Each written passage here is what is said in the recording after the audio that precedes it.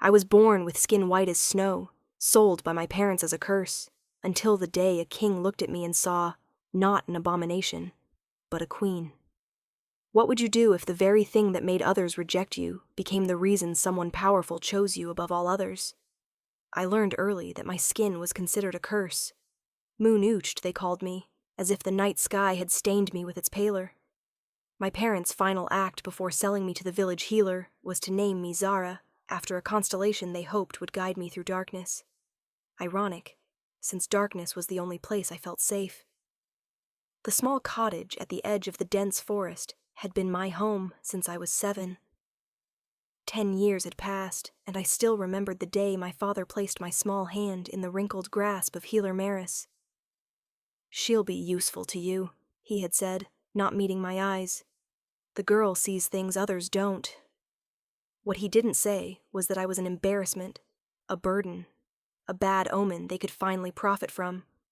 Today, like every year, the summer festival would fill the village with light, music, and people. From my window, I watched them prepare. Women hung bright ribbons between trees. Men rolled barrels of sweet ale to the square. Children woo flower crowns, their laughter carrying on the warm breeze. It was the one night each year I allowed myself to venture beyond my garden walls, to exist briefly in their world. I turned from the window and caught my reflection in the small mirror above my wash basin. White hair like spun moonlight. Skin so pale it seemed to glow. Pink eyes that couldn't bear strong sunlight. The features that had marked me as different as other, as something to fear. "Just for an hour," I whispered to myself, running my fingers through my long hair before braiding it tightly. "Just long enough to remember I'm still human." I pulled my dark blue cloak from its hook, the one with the deep hood that cast shadows over my face. Healer Maris had sewn it for me before she died last winter. "To protect your skin," she had said. But we both knew it was to protect me from stares, from whispers, from stones thrown by cruel children. As the sun began to set, I slipped through my garden gate and into the woods. I knew paths others didn't, ways to approach the village square without walking down the main road. The forest embraced me as I moved between ancient trees, their leaves filtering the last golden rays of sunlight. Here, in the dappled light and shadow, I almost felt normal. The sounds of the festival grew louder as I neared the village. Music from pipes and drums, the happy shouts of children playing chase between food stalls. The deep laugh of the blacksmith, who always drank too much too early. I pulled my hood lower and stepped from the treine. For 1 hour, I would be just another shadow moving between torch flames. For 1 hour, I could pretend I belonged. The air smelled of roasted meat, baked sweets, and summer flowers. My stomach rumbled. I hadn't eaten since morning. Too nervous about my yearly venture to think of food. I kept my head down, moving along the edges of the square where shadows were deepest. From beneath my hood, I watched young couples dance, their bodies spinning in perfect rhythm, hands clasped, eyes locked on each other. I watched mothers bounce babies on their hips, fathers hoist small children onto their shoulders for a better view of the fire dancers, a life I would never know. I made my way to the honey cake stall, where old widow Bram sold the best sweets in the village. She was one of the few who didn't cross her fingers against evil when I came to trade herbs. I placed 2 copper coins on her table earned from selling healing savvies. "The usual dear?" she asked, her voice kind, but her eyes never quite meeting mine. Even kindness here had limits. I nodded and she handed me a small cake wrapped in a leaf. Our fingers touched briefly and she pulled back as if burned. I tucked the cake into my pocket, for later eating here would mean lowering my hood. As I turned to leave, a group of young men stumbled past, deep in their cups already. One bumped hard against my shoulder, spinning me around.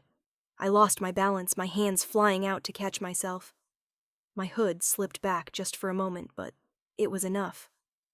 "Moon Witch," one gasped, jumping back. "Healer's pet is out of her cage." I scrambled to pull my hood forward, but the damage was done. A circle cleared around me as people backed away, mothers pulling children behind their skirts, men reaching for talismans hanging at their necks. "I'm just here for the festival," I said. My voice so rarely used it came out as a croak. "Your kind brings bad luck." An old man spat. "Last time you showed your face, we lost half our crops to blight." I backed away, eyes on the ground. "I'm leaving. I'm sorry." As I turned to flee, I collided with something solid.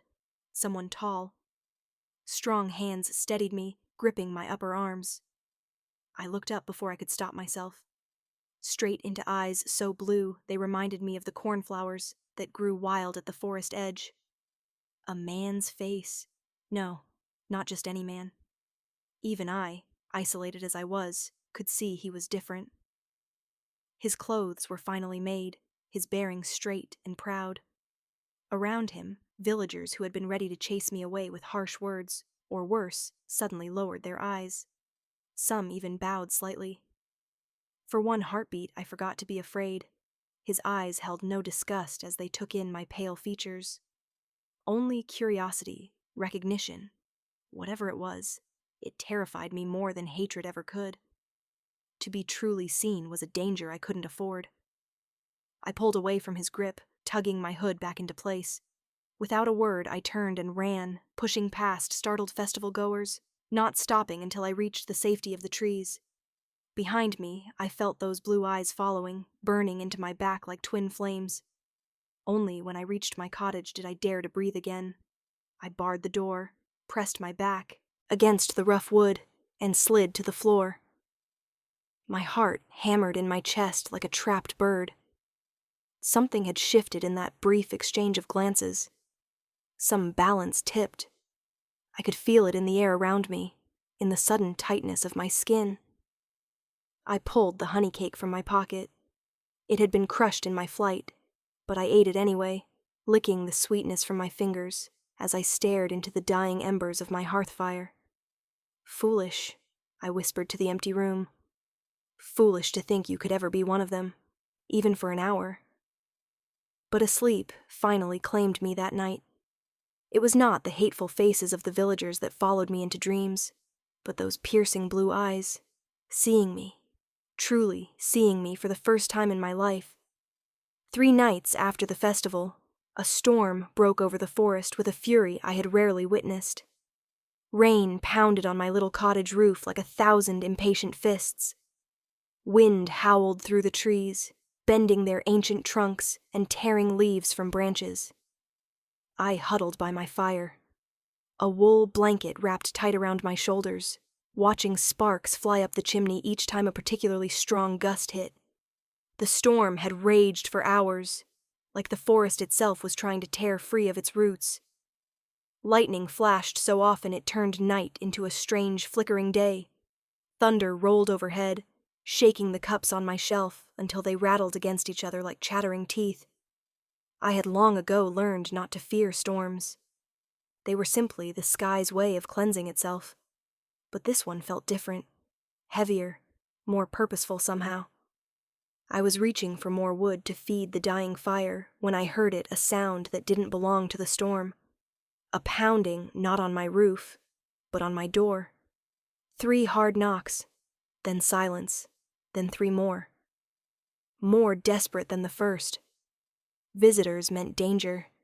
Visitors meant being seen. The knocking came again, even more urgent.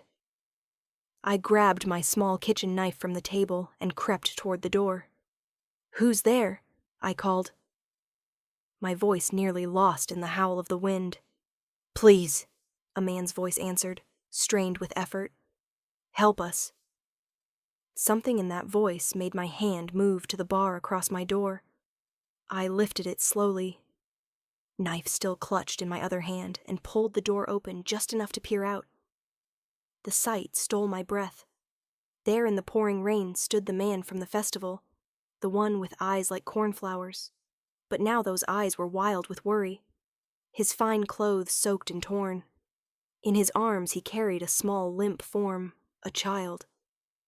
Her face flushed red against his chest. "You," I whispered. "You were at the festival." "Please," he said again, water streaming down his face, mixing with what might have been tears. Not for me. For her. She's burning with fever. The child in his arms couldn't have been more than 7. Her small face was tight with pain, even in unconsciousness. I could see the heat of fever radiating from her skin, a dangerous contrast to the cold rain. I hesitated, knife still raised between us. This man had seen my face. He knew what I was, and now he stood at my door, vulnerable, asking for help. Why come to me?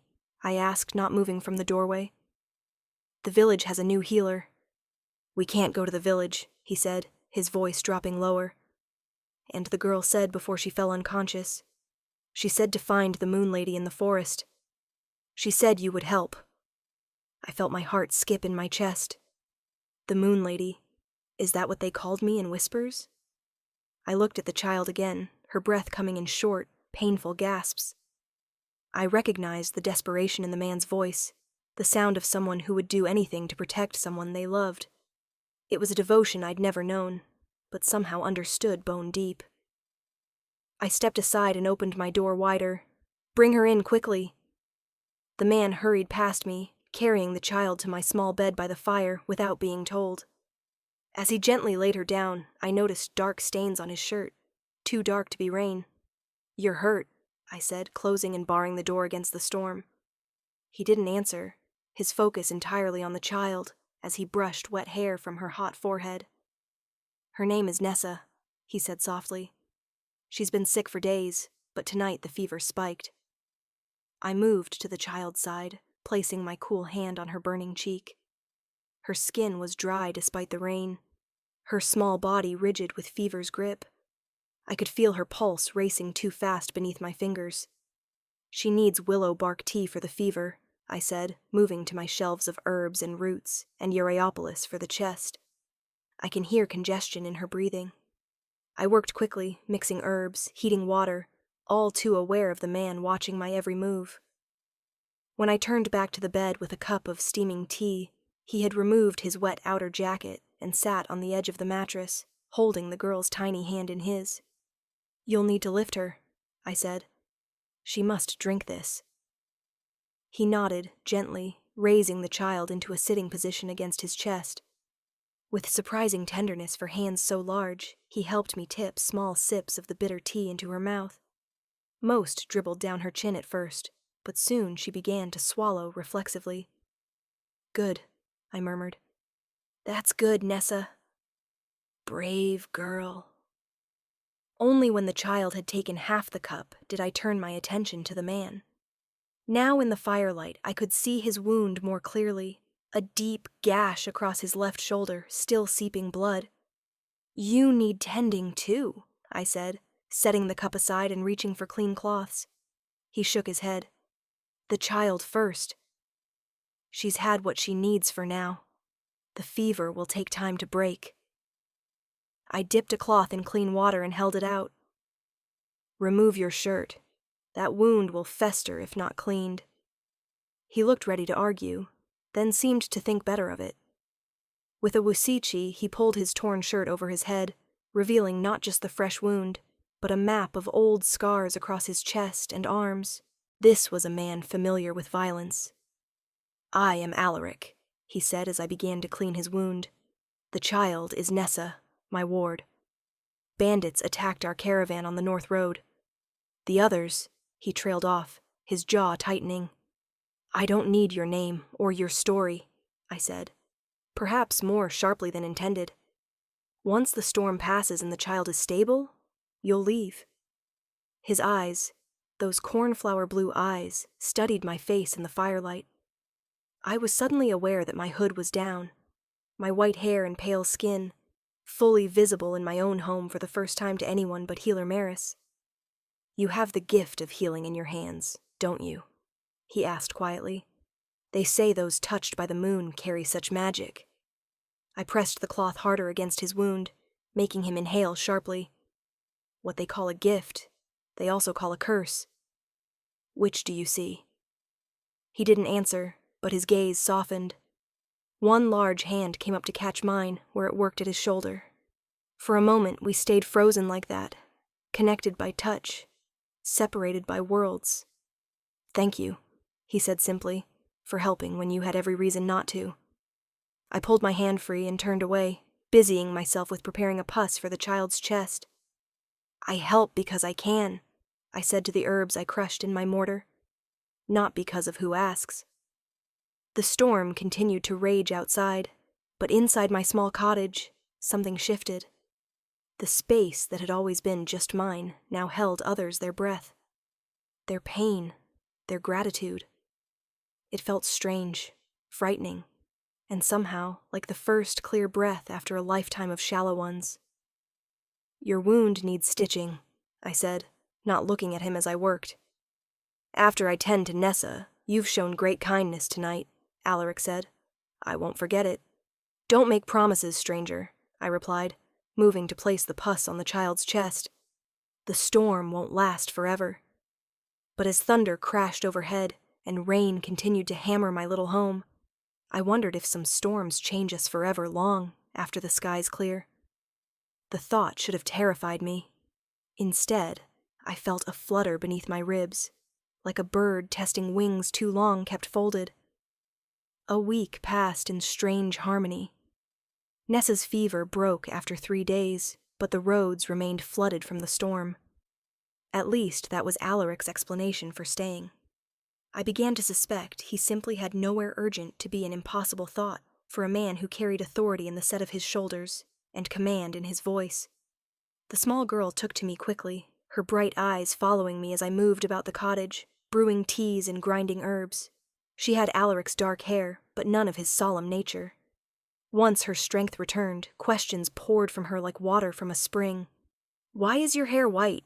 she asked on the 4th morning, sitting cross-legged on my bed while I hung fresh herbs to dry. "I was born this way," I answered, waiting for fear to cross her face. "It didn't. It's pretty," she said simply, "like fresh snow." Then, without pause, "Can you teach me about the plants you use?" And so our days found rhythm. In the mornings, I taught Nessa the names of herbs in my garden, which to pick, which to leave, how to dry them properly. In the afternoons, when the sun was highest, we stayed inside where shadows kept my sensitive skin safe. I showed her how to grind leaves into pastes and steep roots into healing teas. Alaric watched us with quiet interest. His wound healed quickly. Too quickly, I thought, for a cut so deep. He spoke little, but observed much. I often caught his eyes on me when he thought I wasn't looking. On the 6th day, I found him sitting on the bench outside my cottage, whittling a small piece of wood with a knife. Shavings curled around his boots like pale worms. Inside, Nessa napped peacefully. "You avoid the sunlight," he said without looking up from his work. I stayed beneath the cottage's shadow, my arms folded across my chest. It burns my skin, blinds my eyes. The healer who raised me said I was born with the night in my blood. His knife paused. "And yet you tend a garden. I've watched you slip out at dawn and dusk." Heat rose to my cheeks, though I couldn't say why his observation unsettled me. We all find ways to survive in worlds not made for us. The whittling resumed, each stroke sure and purposeful. "In the Northern Kingdom, there are people like you. They're considered blessed by the gods, Winter's children. They serve as royal advisors, healers, oracles." I let out a short, bitter laugh. "Is that a pretty lie you tell all the freaks you encounter?" His eyes lifted to mine then, sharp and serious. "I've never lied to you, Zara." My name on his lips sent a strange shiver down my spine. I had never told him my name, which meant Nessa must have heard it and shared it. The thought of them discussing me when I wasn't present made my chest tight in a way I couldn't name. That evening, Nessa begged for a story before sleep. I pulled a worn book from my shelf, one of the few possessions I had that once belonged to my mother. The leather cover was cracked with age, the pages yellowed and soft from many readings. "Once in a kingdom far to the north," I began, my finger tracing the faded words. "There lived a girl who was afraid of the dark." Nessa snuggled closer to me on the bed, her small body warm against my side.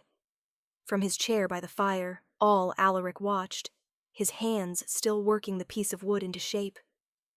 The story told of a girl who found a fallen star that gave her courage to face the night. By the end, Nessa's eyes drooped with sleep. I closed the book and tucked the blanket around her shoulders. "Were you afraid of the dark when you were little?" she murmured, already half dreaming. I brushed dark hair from her forehead. "No, little one.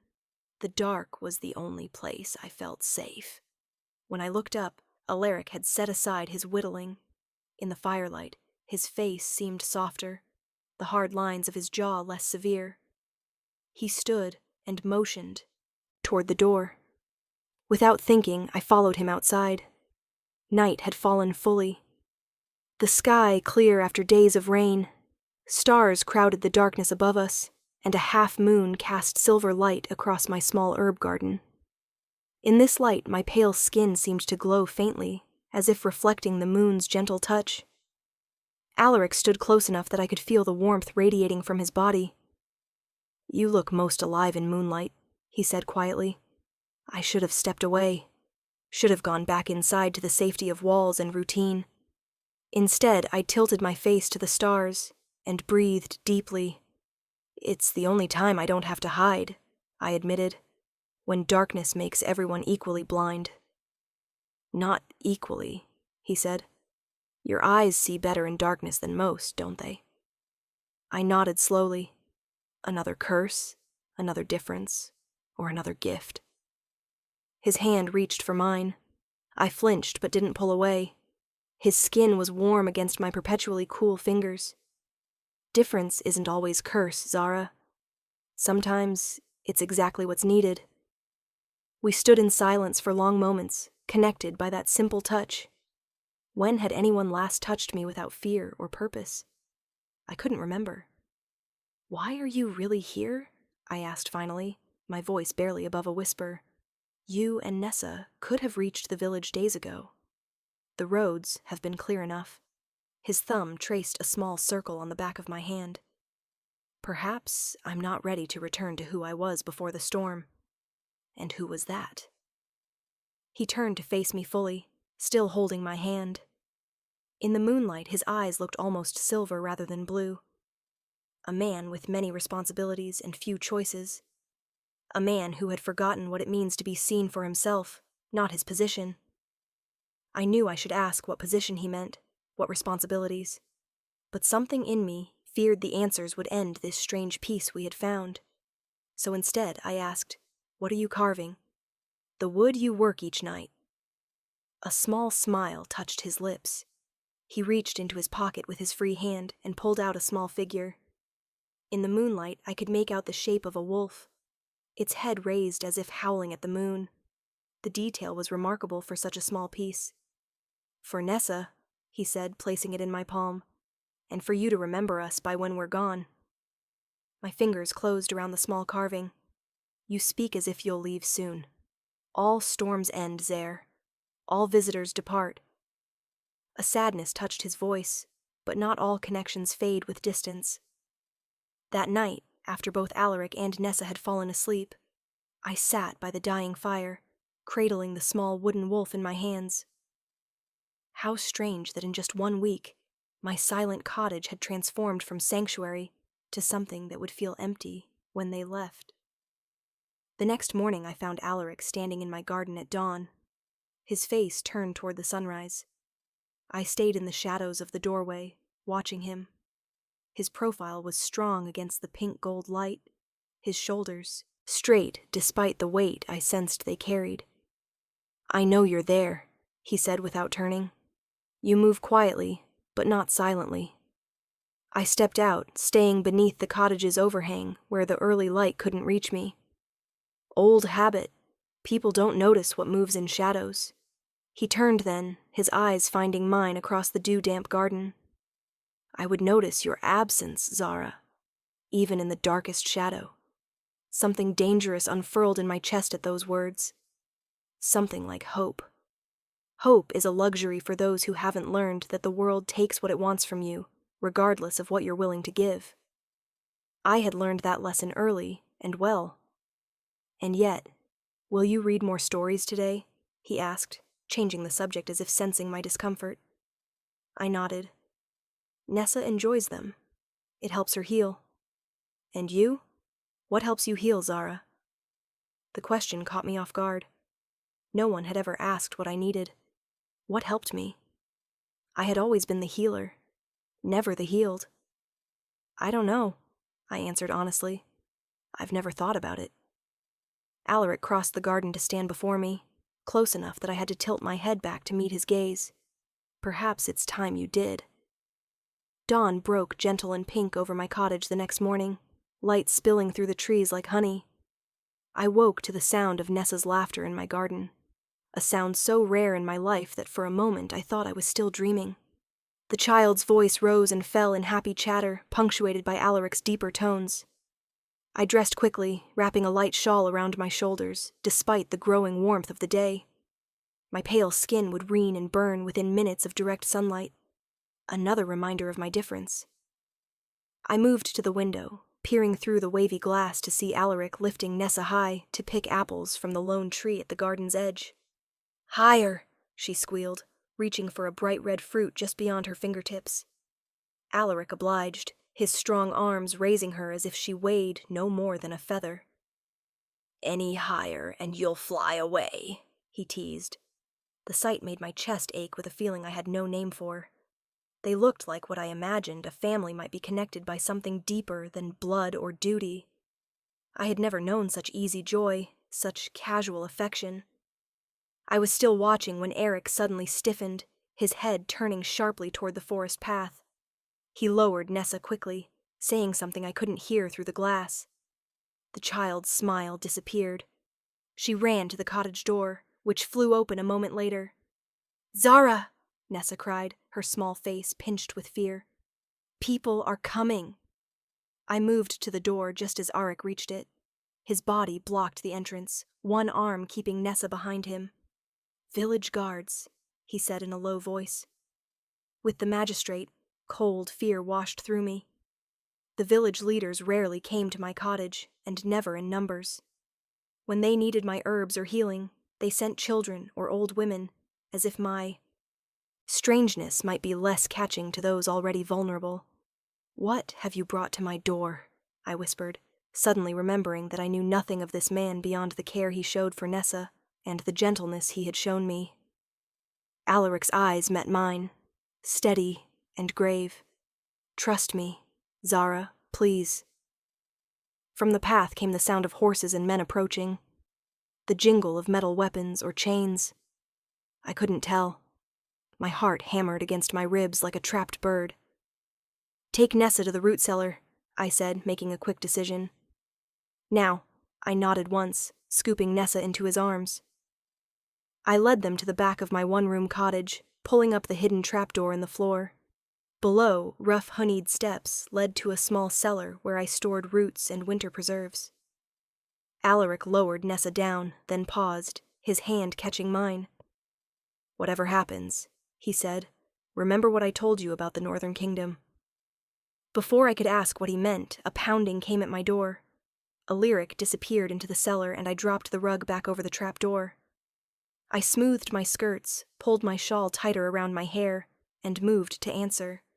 "Open, in the name of Lord Cassius." A voice called through the wood. I unbarred the door with shaking hands.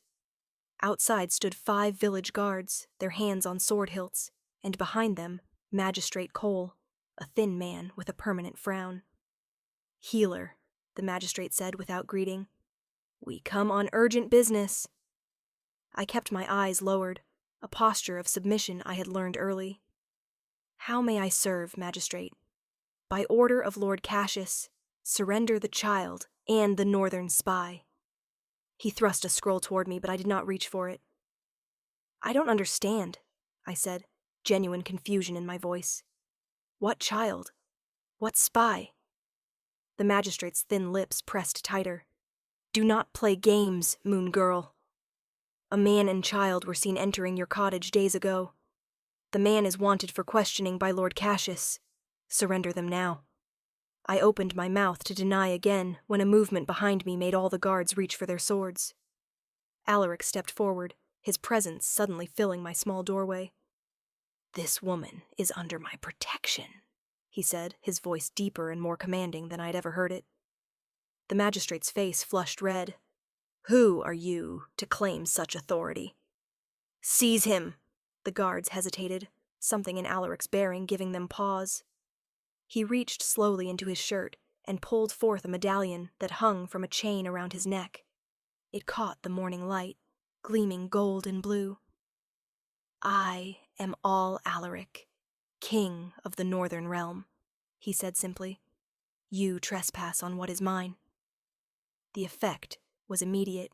The magistrate palled, his eyes widening at the royal crest visible on the medallion. The guards lowered their eyes, one dropping to a knee. Your Majesty, the magistrate stammered, suddenly bowing low. Forgive me. We were told a spy had abducted a noble child. You were told lies by Lord Cassius. Alaric? No, the king said, coldly. Who seeks to prevent my alliance with your queen? Now leave before I consider this an act of war. The men retreated hastily, mounting their horses with mumbled apologies. I stood frozen in the doorway, unable to process what had just happened. Only when the last horse disappeared down the forest path did I find my voice. A king, I whispered, turning to face Alaric, this stranger who had slept under my roof, eaten at my table. You're a king. His face softened as he looked down at me. I wanted you to know me, not my crown. Anger flared suddenly, hot and unexpected. You lied. I omitted, he corrected gently. There's a difference. The trappoor lifted, and Nessa poked her head out. Are they gone? I turned away from them both, moving to my herb table, where I began crushing dried leaves with more force than needed. The wall I'd built around myself for protection suddenly felt like a prison. I'd let him in. This stranger. This king. And now I stood exposed, a fool who'd believed herself special rather than simply useful. Why come here at all? I demanded, not looking at either of them.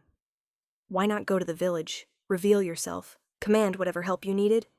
Because Cases has spies in every village, all said, helping Nessa from the cellar. We were attacked on purpose to prevent me reaching your queen with a treaty proposal. Had I revealed myself in the village, word would have reached him within hours. And me?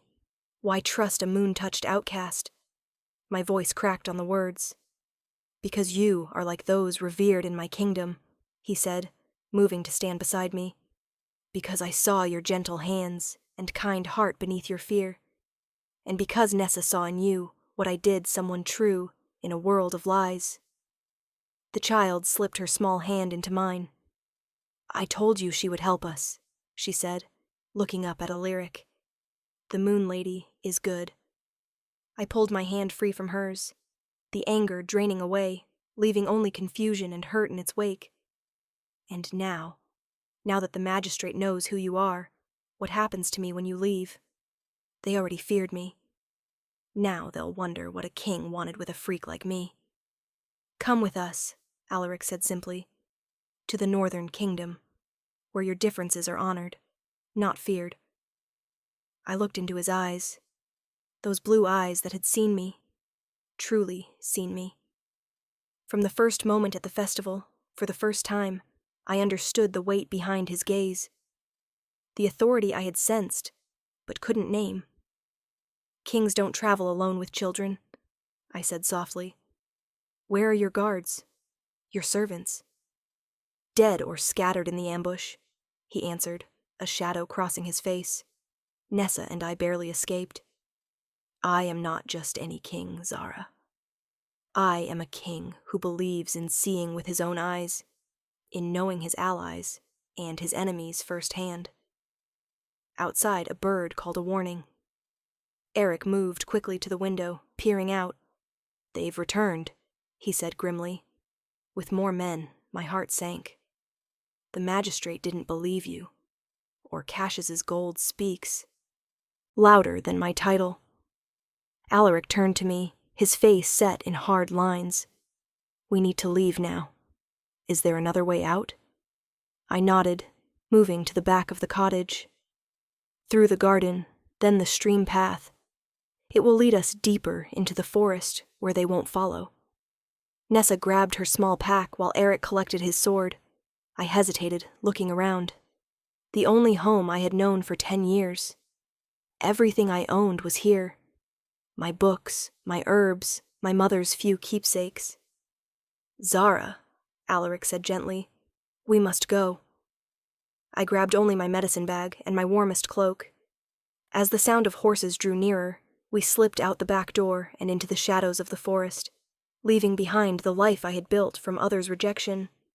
Ahead lay only uncertainty and the strange new feeling of not facing it alone. We traveled through the forest for 3 days, following streams and animal paths where horses couldn't easily follow. Eric moved with the confidence of someone used to the wilderness, finding edible plants and setting snares for small game.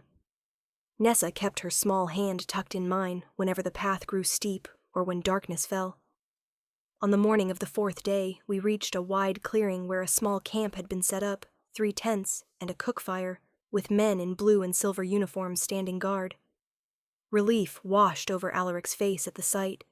"My royal guard," he explained, seeing my hesitation. "Those who weren't with me during the ambush, they've been waiting at our fallback point." A tall man with a graying beard rushed forward as we approached. "Your Majesty, we feared the worst when you didn't arrive on schedule." Alaric clasped the man's arm in greeting. "Captain Thorne, I'm pleased to see you and the others safe." The captain's eyes moved to Nessa, his face softening as she ran to hug him. Then his gaze landed on me, standing half hidden in the shadow of a large oak. I saw the moment he noticed my white hair and pale skin, the slight widening of his eyes, the quick look to his king for explanation. "This is Zara," Alaric said, motioning me forward. "She saved both our lives. She is under my protection and will travel with us to the capital." Captain Thorne bowed to me. No trace of fear or disgust in his manner. "We are in your debt, my lady." My lady, no one had ever addressed me with such respect. I didn't know how to respond, so I simply nodded, keeping my eyes lowered. The camp sprang into action at their king's arrival. Fresh clothes were brought for all of us. Food was prepared, and a tent was set aside for my use. I sat by the fire, wrapped in a cloak too fine for my rough hands, watching as Alaric spoke with his men. He moved differently here, his shoulders straighter, his voice more commanding. This was the king, not the quiet man who had carved a wooden wolf by my hearth. Nessa brought me a plate of food, sitting close beside me. "Will you tell me a story tonight?" she asked, as if we were still in my cottage, rather than a military camp, in the wilderness. I smoothed her dark hair. "Of course, little one." Later, when the stars appeared and the camp grew quiet, Alaric found me sitting alone by the remains of the fire. The guards kept a respectful distance, though I could feel their curious glances. "We ride north at dawn," he said, taking a seat beside me on the fallen log. "There's a coastal road that will be safer than cutting back through Cases's territory." I nodded, staring into the glowing embers. "And then we reach the northern capital in 8 days if the weather holds. From there I must try again to forge an alliance with the Southern Queen. Without it, war is certain." War! The word hung between us heavy and dark. I thought of my small cottage, my garden, the simple life I had built. How far that world seemed now. "You never said why Cassius opposes this alliance," I said quietly. Alaric's face hardened in the firelight because peace doesn't fill his coffers. "He's been selling weapons to both sides, playing each against the other. He doesn't want diplomatic solutions. And you need this alliance badly enough to risk traveling alone, without protection." His eyes met mine. "I need it badly enough to try every path, even the most dangerous. Too many lives depend on it." I looked away first, unable to hold the intensity of his gaze. "What will happen to Nessa when you return to being a king with responsibilities, and councils and diplomacy? She remains my ward as she has been since her parents, my closest friends, died 3 years ago." His voice softened. "She will want you near. She's grown attached." "And you?" I dared to ask. "What do you want, Eric?" He reached for my hand, his warm fingers wrapping around mine. "I want what is best for my people. I want peace between the kingdoms." He paused, then added more quietly, "And I want you to find a place where you're valued for your gifts, not feared for your differences. Not a declaration of feeling, not a promise of a future together, just another kind offering from a man, a king, who had shown me more kindness in 2 weeks than I had known in my entire life. I should have been grateful. Instead, I felt a hollow ache beneath my ribs. "It's late," I said, pulling my hand from his. "Nessa will be waiting for her story." The next morning, as we prepared to depart, a messenger arrived on a horse lathered with sweat from hard riding. He spoke urgently with Eric and Captain Thorne, his face grave. I stood with Nessa, helping her fasten her cloak, but I could see the change come over, his body tensing, his jaw tightening. He crossed to us quickly. "There's been a development," he said, his voice low and controlled. "Lord Cassius has moved his forces to the border. My council fears an imminent attack." Fear clutched at my heart. "What will you do?" "I must return immediately. Take the fastest route." His eyes moved from me to Nessa. "But it's too dangerous for Nessa. And for you." Nessa's small fingers tightened on my hand. "I want to stay with Zara." Eric knelt before her, his large hands gentle on her shoulders. "I know, little star, and you will. But I need you both to travel by the coastal road with Captain Thorne and half the guard. It will be safer. I'll meet you at the capital." "You're leaving us behind," I said, the hollow feeling expanding in my chest. "I'm keeping you safe," he corrected, rising to face me. "Both of you mean too much to risk on a dangerous race to the border. Mean too much." The words should have warmed me, but all I felt was cold. "How long will you be gone?" "A week, perhaps 2, depending on what I find at the border." His hand rose, hesitated, then gently touched my cheek. "Wait for me at the Northern Palace. My staff will see you settled until I return." I wanted to lean into his touch, to ask him not to go, to tell him that in the short time I had known him, he had awakened feelings I hadn't known I was capable of. Instead, I stepped back, dropping into a small curtsy that felt foreign to my body. "As you command, Your Majesty." Pain flashed across his face at my formality. "Zara, the horses are ready, Your Majesty." Captain Thorne called. Alaric's shoulders straightened, the king's mask falling back into place. He knelt to embrace Nessa, whispering something in her ear that made her nod solemnly. Then he stood before me, uncertainty in his eyes. "I must go," he said. "I know." He reached for me suddenly, pulling me into an embrace that stole my breath. His arms were strong around me, his chest solid against my cheek. "I will return," he whispered into my hair. "Wait for me." Then he was gone, mounting his horse and riding away with 4 guards, not looking back as they disappeared into the forest. I stood watching long after they had vanished from sight. Ness a small hand in mine. The cottage that had once felt like sanctuary now echoed with absence. I told myself it was better this way, that dreams born in storm-forced intimacy couldn't survive in daylight. I'd learned long ago that love was just another word for loss. And kings don't love outcasts. They use them. "Will he come back?" Nessa asked as we watched the remaining guards pack up the camp. I squeezed her hand gently. "He's a king, little one. He'll do what kings must do." But that night, as Nessa slept beside me in our tent, I touched my fingers to my cheek where Alaric's hand had rested. And for the first time in my life, I prayed to the moon that had marked me, prayed for the safe return of a man who had seen me, truly seen me, when everyone else had looked away. Our journey to the Northern Kingdom took longer than expected. Heavy rains washed out the coastal road, forcing our party to take winding forest paths instead. Nessa rode with me, her small body warm against mine as we shared a horse.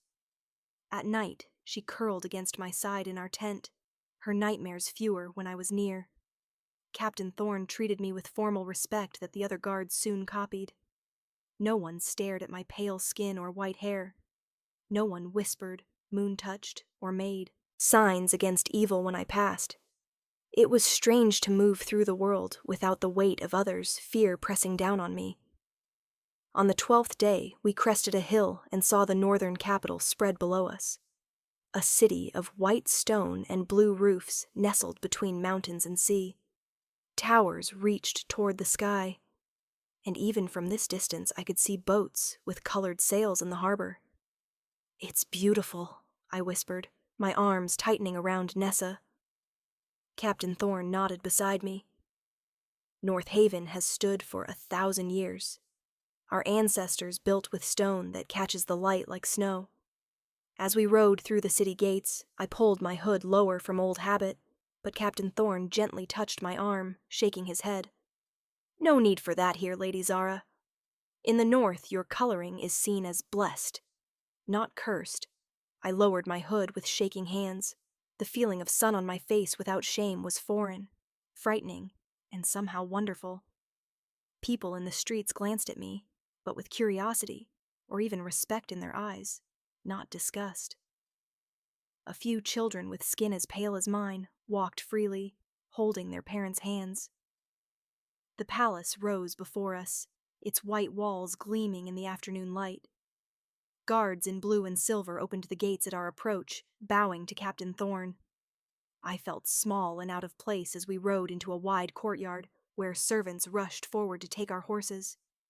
A woman in deep blue robes hurried down the palace steps, her silver hair bound in a complex braid around her head. "Captain, we received word of your approach. Where is His Majesty, Lady Sorin?" Captain Thorne greeted her with a bow. "The king rides for the southern border to address Lord Cases's movements. He sent us ahead with his ward and Lady Zara, who is under his protection." The woman's sharp eyes moved to me, widening slightly at the sight of my pale features. "I see," she said, something knowing in her tone. "Come, you must be exhausted from your journey. Rooms have been prepared." I hesitated at the bottom of the steps, suddenly aware of my simple dress and travel-stained cloak. This was a royal palace, and I was a village outcast who lived in a one-room cottage at the edge of a forest. Nessa sensed my fear and took my hand. "It's okay," she whispered. "Alaric said we would be safe here." For her sake, I climbed the steps. Lady Sorin led us through grand hallways with ceilings so high I had to tilt my head back to see them. Tapestries depicting snowy mountains and ancient battles lined the walls. Servants bowed as we passed, their eyes lingering on me with open curiosity. "These will be your chambers," Lady Sorin announced, opening a door to reveal a suite of rooms larger than my entire cottage. "The child's room connects to yours. Anything you require, you need only ask." When she left, I stood frozen in the center of the room. A bed with blue silk coverings dominated one wall. A window seat looked out over the city and the sea beyond. A table held a bowl of fresh fruit and a pitcher of water. Everything spoke of wealth and comfort beyond anything I had known. Nessa ran from room to room, touching the fine fabrics and giggling at her reflection in a polished silver mirror. Her joy eased some of my discomfort, and I found myself smiling as she twirled in circles, making her travel-worn dress flare out. That night, servants brought hot water for bathing and clean clothes that somehow fit us perfectly.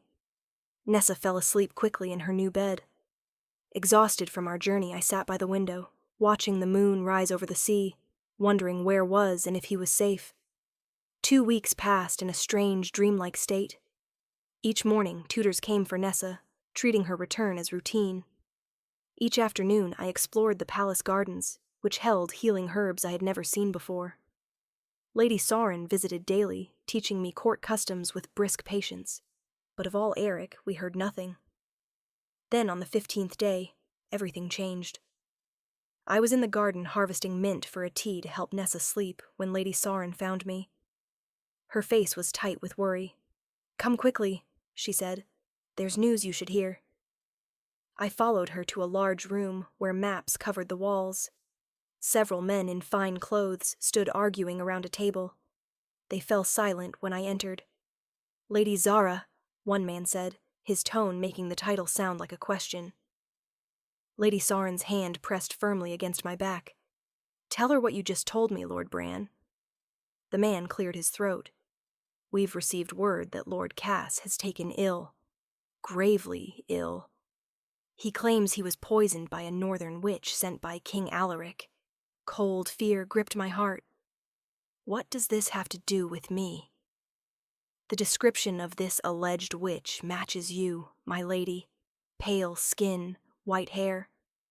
"That's absurd," I cried. "I've been here for 2 weeks. I haven't left the palace grounds." "We know," Lady Sauron said quickly. "But Lord Cass has seized on this as an excuse to break diplomatic relations. He's demanded that King Alaric surrender the witch to southern authorities for questioning." "And the king's response?" I asked, my voice barely a whisper. The men exchanged glances. Lord Bran spoke carefully. His Majesty refused. Of course, he declared that no one under his protection would be surrendered based on false accusations. Relief washed through me, followed quickly by fresh fear. Where is he now? Returning to the capital. He should arrive within days. 2 mornings later, a messenger arrived at my chambers before dawn. "Lady Zira," he said, bowing low, "your presence is requested in the Great Hall immediately." I dressed quickly, my hands shaking as I braided my hair. Had Alaric returned, or was there more bad news from the south? The Great Hall was filled with people when I arrived. Lords and ladies in fine clothes lined the walls. Guards stood at attention by every door. At the far end of the room, a group of men in unfamiliar uniforms stood before a raised dais, wherein ornate chair sat empty. Lady Sauron materialized at my side, her hand gripping my elbow. "The magistrate from your village is here," she whispered, with an official document from the Southern Queen. Before I could ask more questions, trumpets sounded. The crowd parted as a side door opened and Alaric strode in. He wore a blue tunic with silver embroidery and a circlet of silver on his brow. My breath caught at the sight of him. He seemed taller, more remote, every inch a king. His eyes swept the room, landing on me for the briefest moment before he ascended the dais and took his seat. Only then did I notice Nessa standing to one side, her small face solemn in a way that made my heart ache. "We recognize the representatives of the Southern Queen," Alaric said, his voice carrying throughout the hall. "Speak your piece." To my horror, Magistrate Cole stepped forward from the group of unfamiliar men. His thin face looked pinched and sour, his eyes avoiding mine as he unrolled a scroll. "By order of Her Majesty, Queen Alar of the Southern Realm, and at the request of Lord Cassius, we come to claim custody of the woman known as Zara, healer of Westwood Village." His voice rang with false authority. "She is charged with illegal practice of magic, poisoning attempts against a noble, and evading lawful arrest."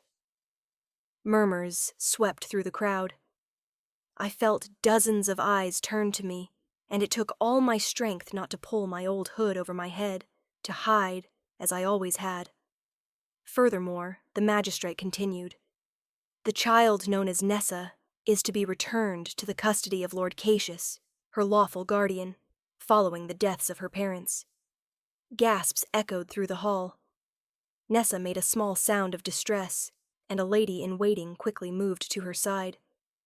Alaric's face betrayed nothing, but I saw his knuckles whiten as his hands gripped the arms of his chair. "These claims are false," he said, his voice dangerously calm.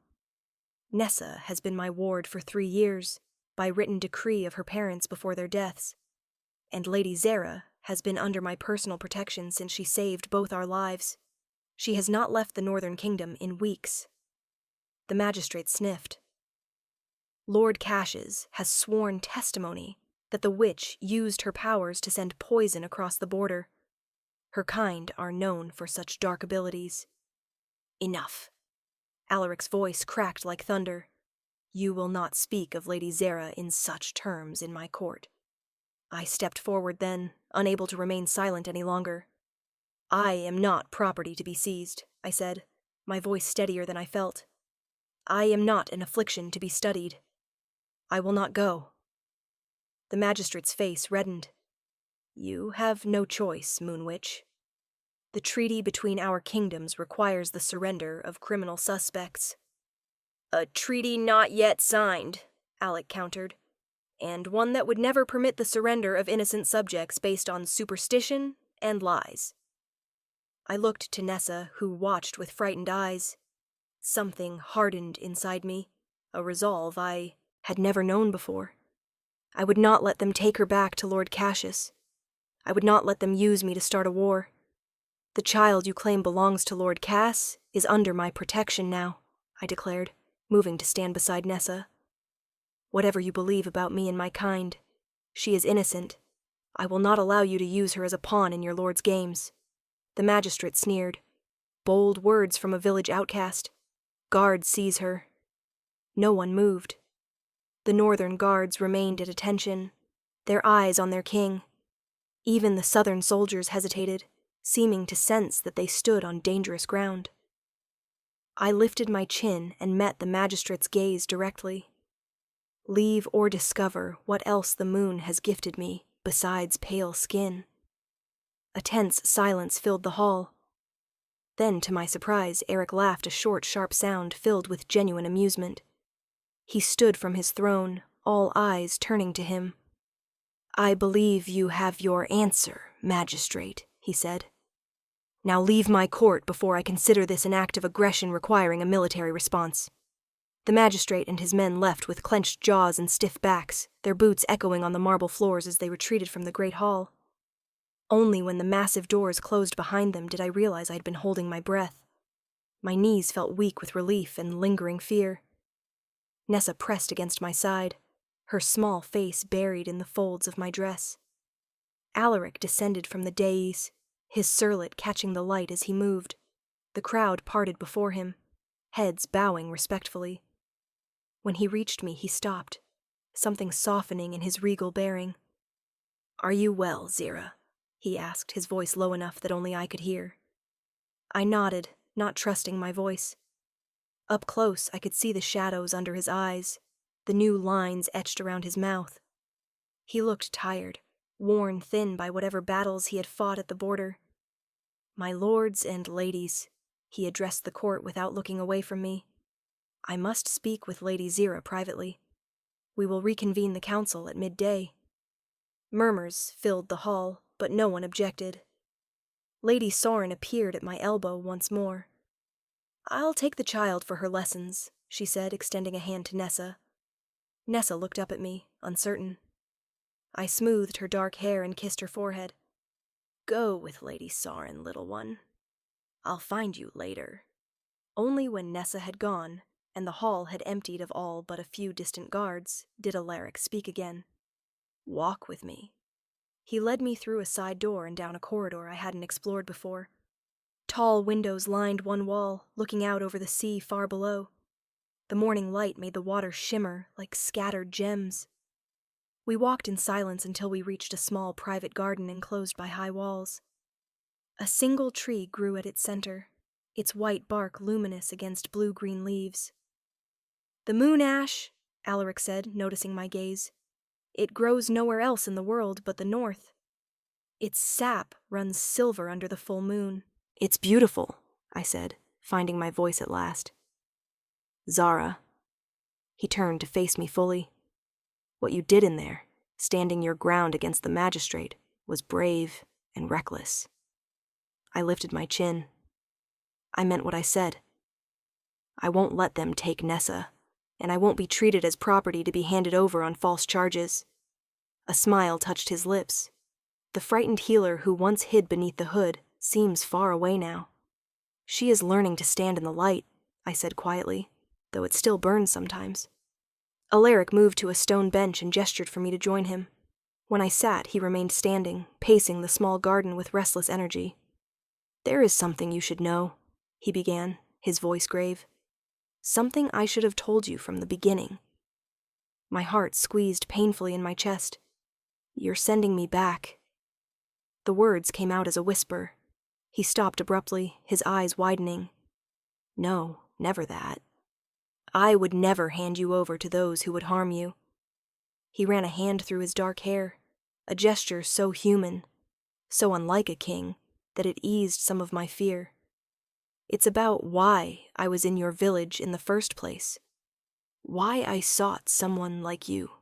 Like me. Larrick knelt before me, taking my hands in his. There is a prophecy in my kingdom. When the moon walks in human form, 2 realms will unite under winter's crown. For generations, we've awaited someone like you. I pulled my hands away. So, I am just a prophecy to you. A means to power. That's what I feared you would think. He didn't reach for me again, respecting the distance I had put between us. The prophecy is why I first looked southward. Yes, our seers spoke of a moon-touched woman in the southern realm who would be key to lasting peace. Lord Cases knows of this prophecy. Alaric nodded grimly. He has his own interpretation. He believes that preventing the prophecy by controlling or eliminating you will ensure continued conflict from which he profits greatly. I stood and walked to the moon ash tree, placing my palm against its smooth bark. So the attack on your caravan, the illness Nessa suffered, even the charges against me now, all because of words spoken by seers. Words with power, Alaric said, coming to stand beside me. Words that frightened a greedy man enough to commit treason against his queen. And you? I asked, turning to face him. Do you believe I have some magical ability to unite kingdoms? His blue eyes met mine steadily. I believe you have healing in your hands and courage in your heart. I believe you see clearly what others miss, both in herbs and in people. Are these not powers in their own way? A cold thought struck me. Nessa, you said she's been your ward for 3 years, but the magistrate claimed she belongs to Lord Cases. Why would he want her? Alaric's jaw tightened. Because she is mentioned in the prophecy too, though not by name. A child shall bridge the divide, bound by neither north nor south. Nessa's mother was northern, her father southern. Cassius believes controlling her is another way to thwart the prophecy. You used me, I said softly. You came to my village hunting a myth, a tool for your political aims. No. Alaric took my shoulders gently, forcing me to look at him. The prophecy led me to look for you. But it was the woman who heals with gentle hands, who reads stories with different voices for each character, who gardens in twilight. That's who I returned for. That's who I... He stopped, something vulnerable crossing his face. Who you? What? I whispered. Instead of answering, he released me and walked a few paces away. There's more you should know. Lord Cassius has not only made accusations against you, he has raised an army. Our scouts report they're marching north, burning villages as they come. Fear clutched at my heart. My cottage? The village? I sent riders as soon as I learned of his movements. The villagers were evacuated to safer ground. He hesitated. Your home was already burned when they arrived. I'm sorry, Zara. The news should have devastated me, but strangely, I felt only a distant sadness. That cottage had been both sanctuary and prison, a place I had existed, but never truly lived. And now, will there be war? The Southern Queen has disavowed Cass's actions, but she cannot control him without civil war. He's gathered too many supporters with promises of northern riches. Alaric's face was grim. I've called up our armies to defend the border, but without the alliance, the prophecy speaks of bloodshed seems inevitable. I thought of the villages in the path of Cassius's army, of families fleeing their homes, of children like Nessa caught in the flames of adults' ambitions. Something rose in me then, not fear, not anger, but a clear, cold purpose. What does it mean, I asked, to unite the realms under Winter's crown? What must I do? All's eyes widened slightly, hope flickering in their blue depths. Our scholars have debated this for generations. Some believe it refers to a marriage alliance between the Moon-Ooched One and the Northern Throne. My breath caught. A marriage? Others believe it refers to some act or decision that brings the realms together. He stepped closer, his voice dropping lower. I would never force such a fate on you, Zara. Prophecy or no prophecy, the choice must be yours. I studied his face, the face I had come to know first as a wounded stranger, then as a quiet companion, now as a king bearing the weight of his people's safety on his shoulders. Yet beneath the crown and the title, I still saw the man who had carved a wooden wolf by my fire, who had held Nessa with gentle hands, who had looked at my difference and seen beauty. And if I choose to help fulfill this prophecy, I asked, what then? Something sparked in his eyes, hope perhaps, or something deeper. Then I offer you a crown, yes, but more than that, I offer you choice. Rule with me or not, love me or not, but be free, be yourself. That is not negotiable. He knelt suddenly before me, taking my hand in his. From his pocket, he withdrew a ring with a stone that caught the light like captured moonlight. I planned 100 speeches for this moment, he said, a hint of woeful humor in his voice. None of them seem right now that you're here. Then speak plainly, I said, my heart pounding so hard I was sure he must hear it. I love you, Zara, not for prophecies or politics. I love your strength and your gentleness, your caution and your courage. I love how you care for Nessa, as if she were your own. I love that you stood before my entire court and challenged them to see you as you truly are. His voice grew husky. I would join my life to yours. Prophecy or no prophecy, I would share my crown, my kingdom, and my heart with you if you'll have them. In that moment I saw clearly the difference between being wanted for use and being wanted for existence. One diminishes, the other expands. All my life, I had been valued only for what I could provide, healing, oddity, now perhaps a fulfilled prophecy. But in Alaric's eyes, I saw something I had never dared to dream of, being valued simply for being myself. Ask me, I whispered. His smile was like sunrise after the longest night. Zara, will you marry me? Will you stand beside me? Not as the moon touched one of prophecy, but as my equal, my love, my queen. I thought of the frightened girl who had hidden in shadows, who had accepted cruelty as her due. I thought of the woman who had opened her door to strangers in a storm. And I thought of who I might become, who I was already becoming, with light on my face and love in my heart. Yes, I said as the morning ash tree cast dabbled shadows across us both. Yes, I will. A year passes like the turning of seasons, each day bringing changes small and large. Tonight I stand on the balcony of the North Tower, watching the full moon rise over the sea. Its light bathes the white city below, turning stone to silver. My skin glows in its gentle radiance, no longer hidden, no longer a source of shame. The weight of the crown still feels strange against my brow, a delicate circlet of silver with a moonstone that matches the ring on my finger. I touch it lightly, remembering the day Alaric placed it there before the gathered people of 2 kingdoms. The memory still warms me through like summer Sunday. Behind me, the sounds of celebration drift from the great hall. Music, laughter, the clinking of glasses. Today marks 1 year since the signing of the peace treaty between North and South. 1 year since the prophecy's fulfillment, though not in the way anyone expected. There you are. I turned to find Alaric standing in the doorway, his tall frame outlined by the warm light from within. Even now, the sight of him makes my heart beat faster. He crosses to join me at the balcony rail, his arms sliding naturally around my waist. Escaping your own celebration? He asks, his voice warm with amusement.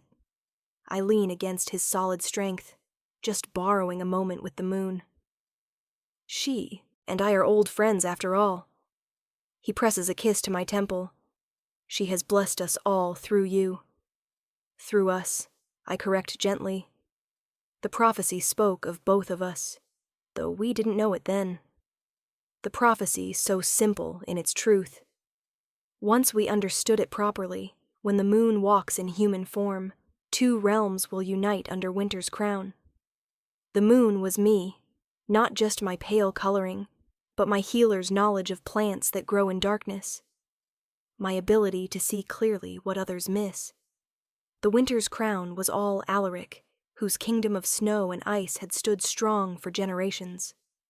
But the uniting of realms came not through our marriage alone, as many had believed, but through what happened after Lord Case's treachery was exposed. Queen Alar asks if you'll join her for tea tomorrow, Alaric says, his thumb racing circles on my wrist. She wants to discuss expanding the Healing Academy to the southern provinces. I nod, pleased. The Southern Queen had proven a strong ally. Once Lord Cassius's crimes were brought to light, his plot had extended further than anyone suspected, poisoning rival lords, secretly funding border raids, even arranging the deaths of Nessa's parents when they threatened to expose him. Will you tell her yes? Alaric asks. Of course, the southern children with moon blessings need teachers who understand their gifts. I smile at the thought of the academy. My first act as queen. A place where children like me learn to use their differences as strengths rather than hiding them as curses. The door to the balcony opens again and Nessa appears. At 8 years old now, she has grown taller, her dark hair braided elaborately for the celebration. She wears a junior healer's pendant around her neck. My gift to her when she began her training. Queen Zara, King Alaric, she calls. Excitement brightening her voice. The other children want to hear the story again about how you saved the king and united the kingdoms. Behind her, a group of children peers shyly around the doorframe. Some have skin as pale as mine, white hair gleaming in the moonlight. Others look like any northern or southern child, but all wear the same eager expression, hungry for tales of adventure and hope. Alaric chuckles again. They've heard it a dozen times. But it's the best story, Nessa insists. Please. I exchange a glance with Alaric, who nods with a smile. Very well, I say, holding out my hands to the children. Come, let's sit in the moonlight where all good stories should be told. The children settle around me on the wide balcony, their faces turned up like flowers seeking light. Alaric sits beside me, Nessa leaning against his knee. Below us, the city stretches to the sea, peaceful under the moon's gaze. The true story isn't about saving a king or uniting kingdoms. I begin touching my crown, a circlet that once seemed an impossible dream for a village outcast. It's about a woman who learned that differences aren't flaws, they're gifts, waiting for the right eyes to recognize their value. All takes my hand, bringing it to his lips. Tell them how you stood against a dozen guards with only a kitchen knife and the fiercest heart in the realm.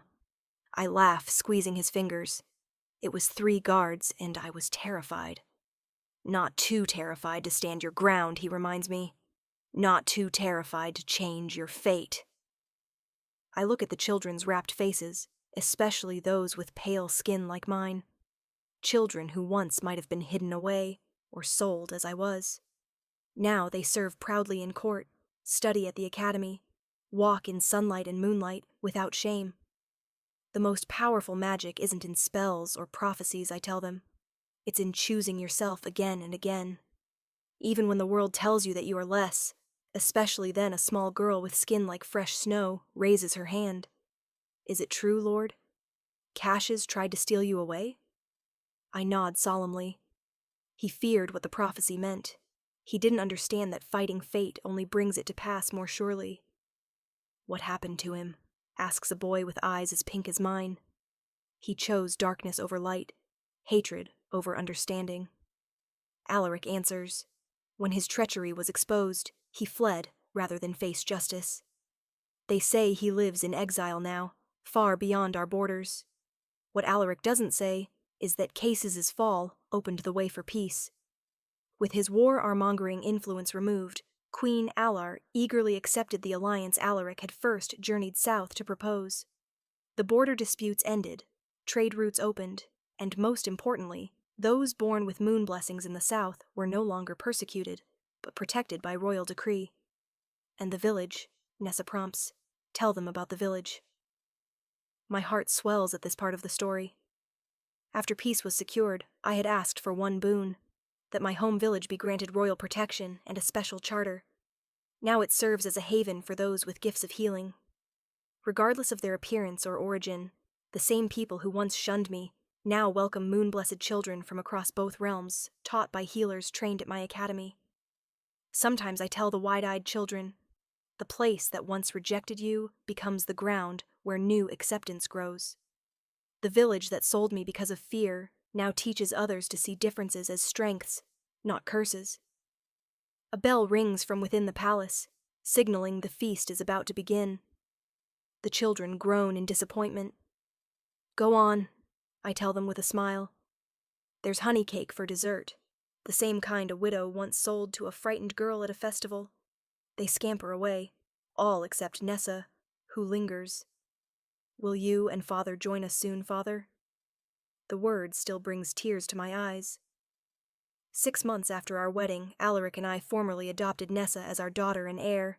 She, who was once described in prophecy as a child bound by neither north nor south, now represents the future of both realms. We'll be right there, little one, promises. When she leaves, he turns to me, his eyes reflecting the moonlight. Happy, my love. I look out over the kingdom, my kingdom, where others with my condition now serve proudly in court, study at the academy, walk with heads held high. I think of the alliance that has brought peace to lands that fought for generations. I think of Nessa growing strong and confident, knowing only love where I knew only rejection. My parents sold me because they couldn't see past my differences to my worth, I say softly. They named me for stars they hoped would guide me through darkness. They never imagined I would become the light others follow home. Alaric's arms encircle me from behind. Strong and sure you shine brighter each day. I turn in his embrace, reaching up to touch his beloved face. We are all born with shadows and light inside us. The trick isn't to eliminate the shadows. It's to learn to dance within them until they become part of your brilliance. He lowers his head to kiss me, and I rise to meet him, our shadows merging in the moonlight. From the hall below comes music and laughter, the sounds of two peoples united in celebration. In the city, lamps are being lit as darkness falls, but I no longer fear the night or the day. The girl who once hid from sunlight now stands bathed in moonlight by choice, not necessity. My skin once marked as cursed now shines as blessed. The village that sold me now sends delegations to honor me. The prophecy that some feared has brought peace instead of destruction, and the heart that once knew only loneliness now overflows with love. Alaric offers me his arm. Shall we join our people, my queen? I take it, feeling the strength in him that matches my own. Together we walk from the balcony toward the light and music of the great hall, our shared shadows creating something stronger than either could be alone. A family forged not by blood but by choice. A kingdom united not by force but by understanding. A love born not from prophecy but from seeing each other clearly, even in darkness. Especially then, as we step into the great hall, the warmth of 1,000 candles wraps around us like an embrace. Banners of blue and gold hang beside southern crimson and silver, symbols of unity woven from old enemies. Nessa waves from the high table, her face alight with joy as she chats with Queen Alar, who has become like an aunt to her. Alaric squeezes my hand. Our story isn't finished, Zara. It's just beginning. I smile, my pink eyes meeting his cornflower blue. Then let's write the next chapter together. The music swells and we dance, king and queen, healer and outcast no more, under a canopy of stars visible through the open roof. In this moment, the moon and I are one, guiding not just me, but an entire realm toward light.